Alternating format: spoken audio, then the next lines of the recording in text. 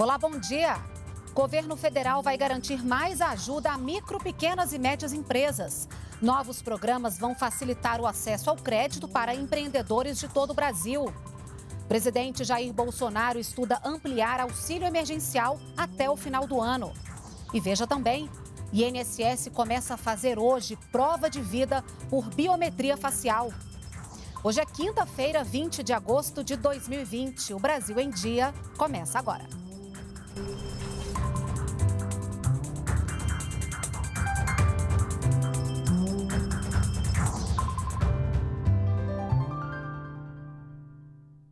São 9 horas e 45 minutos. Nós estamos ao vivo também pelas redes sociais.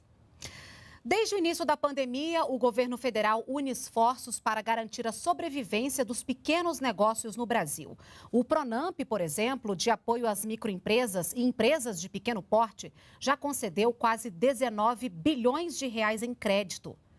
E para facilitar mais ainda o acesso ao crédito por empreendedores de todo o Brasil, o presidente Jair Bolsonaro sancionou nesta quarta-feira 2 medidas provisórias para ajudar o setor.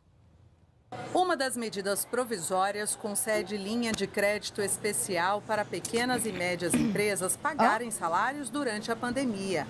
Até agora já foram feitos mais de 4 bilhões e meio de financiamentos, mantendo quase 2 milhões de empregos.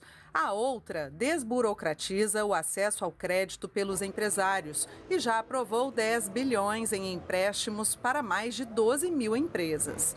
A medida tem uma novidade. Permite que micro, pequenos e médios empresários tomem empréstimos por meio de maquininhas de cartão. Nesses próximos 3, 4 meses, então, vai ter muito crédito para empurrar a economia. O Brasil é o país emergente que mais expandiu o crédito. Da mesma forma que foi o país que mais auxiliou os desassistidos e protegeu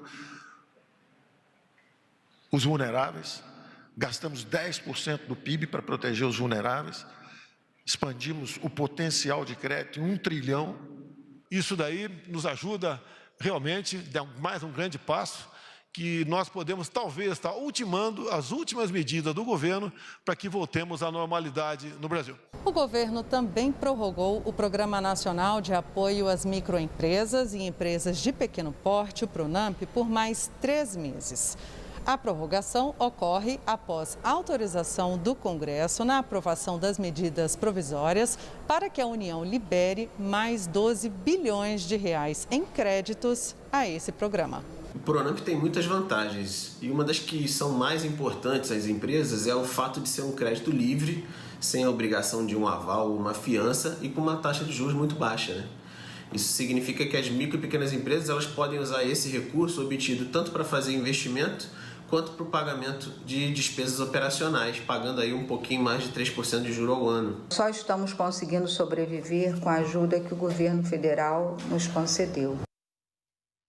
E sobre o auxílio emergencial, o presidente Jair Bolsonaro confirmou a possibilidade de ampliar mais uma vez o benefício. O valor ainda não está definido. Termo e nós buscarmos que ele venha a ser prorrogado por mais alguns meses, talvez até o final do ano, de modo que nós consigamos sair dessa situação e fazendo com que os empregos e também os empregos formais, bem como os informais, voltem à normalidade e nós possamos, então, continuar naquele ritmo ascendente que terminamos e começamos o início deste ano, que a economia realmente estava apontando para os melhores do mundo. E o governo brasileiro já desembolsou mais de 500 bilhões de reais para reduzir os efeitos da pandemia. Só o auxílio emergencial consome mais da metade desses recursos, 254 bilhões de reais.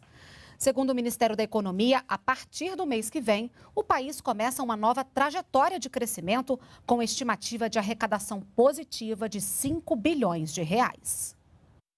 O governo brasileiro já desembolsou mais de 500 bilhões de reais para o enfrentamento da pandemia.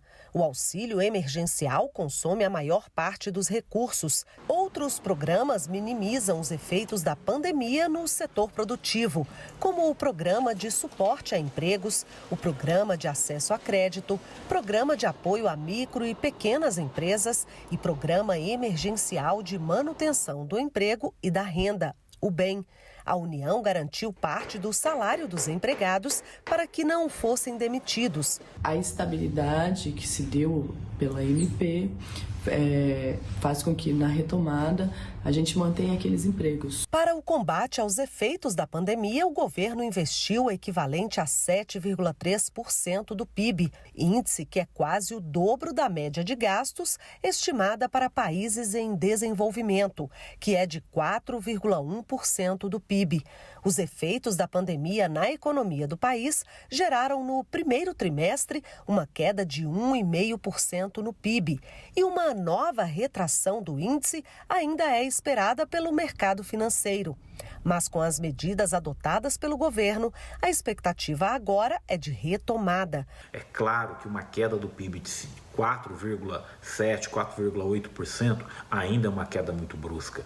Mas quando você olha o que as pessoas esperavam e o que está acontecendo, não há dúvidas de que o ministro Paulo Guedes estava certo. O Brasil está surpreendendo o mundo com a velocidade da sua retomada. A previsão do Ministério da Economia é que em setembro e outubro o governo feche as contas com uma arrecadação positiva de 5 bilhões de reais. O Brasil realmente está fazendo frente a essa ajuda emergencial, né, que foi dada. Ela é responsável pelo maior volume de gastos do governo e a perspectiva é que isso vá sendo de alguma forma contornado com a criação de novos programas sociais que englobam de uma forma a responsabilidade fiscal. E mesmo nesse período de pandemia, o governo federal seguiu com obras e a entrega de casas para famílias de baixa renda. Nos próximos dias deve ser lançado o programa de moradias populares Casa Verde e Amarela. Vamos falar sobre esse assunto com a repórter Luciana Colares de Holanda, então. Oi, Lu, bom dia. É isso mesmo, viu, Renata? Bom dia para você que acompanha a TV Brasil. Desde o início do governo do presidente Jair Bolsonaro, já foram entregues 600 mil moradias a famílias de baixa renda. E outras 600 mil já estão contratadas, viu? E olha só, mesmo durante a pandemia, essas entregas continuaram. Inclusive, amanhã, sexta-feira, o presidente Jair Bolsonaro vai estar em Mossoró, lá no Rio Grande do Norte, para fazer entrega de novas habitações, novas entregas de habitações. E para facilitar ainda mais o acesso de quem precisa a essas residências populares, um novo programa deve ser lançado em breve. É o Casa Verde e Amarela. O ministro do Desenvolvimento Regional falou sobre o programa que deve permitir que mais de 1 milhão de famílias tenham a casa própria. Vamos fazer uma série de mudanças em relação à questão do acesso da população ao financiamento habitacional. É um estímulo à construção civil que gera emprego, que gera renda e ao mesmo tempo combate o déficit habitacional, né? E o governo está empenhado em manter essa pegada e de uma forma, inclusive, que nós possamos levar em consideração essa melhoria fiscal que o Brasil vive hoje. E ontem, o Senado derrubou o veto do presidente Jair Bolsonaro ao trecho do Programa Federativo de Enfrentamento ao Coronavírus que impedia o aumento para servidores públicos. O ministro da Economia, Paulo Guedes, comentou a ação que chamou de irresponsável. O texto agora segue para a Câmara, que pode manter o veto. Vamos ouvir o ministro. Isso foi um veto importante que o presidente fez num momento decisivo, em que justamente esse gasto extraordinário que nós tivemos esse ano, para preservar vidas, para preservar empregos, isso correu o risco de se transformar em aumento de salário. Seria um sinal de irresponsabilidade. A partir de hoje, o INSS começa a fazer a prova de vida por biometria facial. O serviço estará em fase de testes. Nessa primeira etapa, vão participar cerca de 500 mil beneficiários de todo o país. Seu Idelmon tem 76 anos e é aposentado desde 2003. Há 2 anos, esqueceu de fazer a prova de vida e teve o pagamento da aposentadoria suspenso. Foi ao banco e regularizou a situação. Tendo a prova de vida, aí todo ano eles estão acompanhando, estão sabendo o que está acontecendo, né?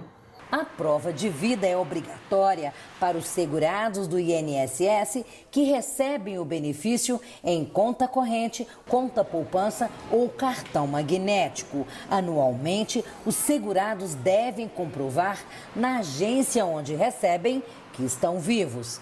Por causa da pandemia, o serviço foi suspenso. Por isso, o INSS inicia nesta quinta-feira um projeto da prova de vida por biometria facial, parecido com a selfie. O serviço está em teste. O beneficiário que participar do projeto piloto por biometria já terá validada a prova de vida. A meta do INSS é implantar a nova modalidade para todos os aposentados do país até o final do ano. No aplicativo Meu INSS, ele remeterá ao aplicativo meugov.br, o portal de serviços do governo federal, de forma que ali se realizará a foto e a captura facial para a realização do procedimento. Serão inicialmente cadastradas cerca de 500 mil pessoas que possuem base de dados no Tribunal Superior Eleitoral, ou seja, títulos eleitorais, e também a Carteira Nacional de Habilitação no DENATRAN. O número de óbitos pela Covid-19 vem diminuindo nas últimas 3 semanas no Brasil, segundo o Ministério da Saúde. Mas é preciso observar o comportamento da doença nas próximas semanas para ver se essa tendência se confirma. Nós temos dito aqui, semana após semana, que a coletiva após coletiva, que a gente vai avaliando a Covid-19 no nosso país semanalmente, né? Com a avaliação dos dados semanalmente. Desde a semana 22ª, em que essa variação era relativamente muito pouca, né? Mantínhamos como se falávamos, né, como se estivéssemos num platô. E desde a semana 30ª que esse número vem diminuindo progressivamente. A gente precisa ver o comportamento da doença nas próximas 2, 3 semanas para falarmos que efetivamente estamos em uma queda significativa.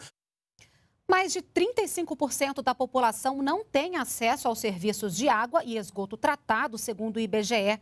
O novo marco legal do saneamento, sancionado pelo presidente Jair Bolsonaro, vai permitir uma injeção de investimentos privados, ampliando o acesso a esse serviço. Uma audiência pública virtual reuniu governo, parlamentares e sociedade para debater o assunto. Água limpa na torneira e esgoto tratado, condição fundamental para o bem-estar e a saúde, mas que nem sempre chega a todos os lugares do Brasil. Por isso, foi criado o novo marco legal do saneamento público. Com o marco do saneamento, a ideia é atrair investimentos do setor privado para melhorar a prestação dos serviços à população, com segurança jurídica, competitividade e sustentabilidade. A meta do governo federal é garantir a universalização do saneamento até 2033, com 99% da população brasileira com acesso à água potável e 90% ao tratamento e à coleta de esgoto. O decreto vai regulamentar as condições para que as empresas interessadas possam atuar no setor, além de estabelecer regras básicas para assegurar que os serviços sejam prestados.